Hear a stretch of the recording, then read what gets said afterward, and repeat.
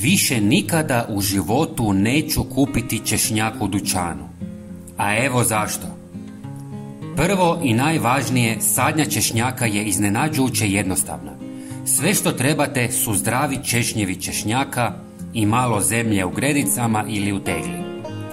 Razdvojite češnjak na male češnjeve, napravite malu rupu u zemlji i zakopajte češnjak, tako da je kvrgava strana prema dole. I to je to. Ne samo da ćete imati svježi i organski češnjak pri ruci, već ćete i uštedjeti novac. Kupovni češnjak često dolazi s pesticidima i herbicidima, dok kod domaćeg uzgoja imate potpunu kontrolu nad njegovim uzgojem.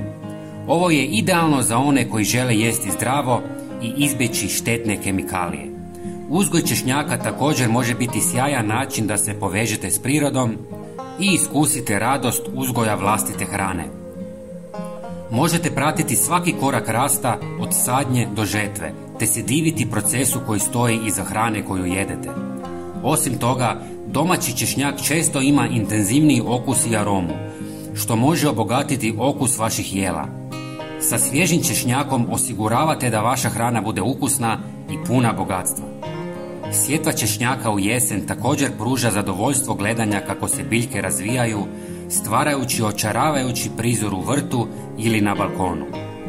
I zato više nikada neću kupiti češnjak jer ga uzgajam sam.